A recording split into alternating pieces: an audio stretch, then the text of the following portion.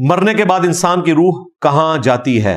روح جو ہے وہ علیین اور سجین میں چلی جاتی ہے. اللہ تعالیٰ نے مقامات رکھے ہوئے ہیں، لیکن اس روح کا تعلق اس جسم کے ساتھ رہتا ہے. تو قبر میں دفن ہے، یا کسی شیر کے پیٹ میں ہے، یا سمندر کی گہرائی میں ہے، یا راکھ ہواؤں میں بکھر گئی ہے. یہ برزخ کا معاملہ ہے.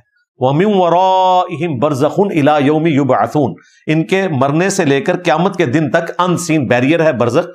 اس میں جو کیفیت طاری ہوتی ہے، خدا نخواستہ اگر عذاب کی کیفیت ہے تو عذاب قبر تو ہم عموماً اس کے لیے استعمال کرتے ہیں. بیسیکلی وہ عذاب برزخ ہے.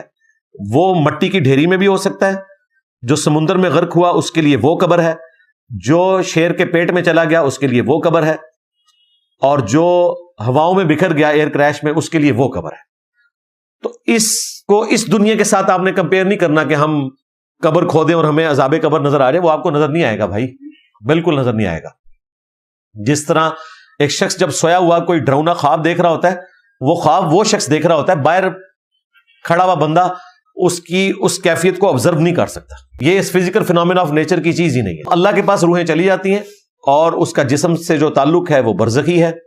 بس دعا کریں کہ اللہ تعالیٰ ہماری روحوں کو علیین میں بلند کرے، سجین سے بچائے.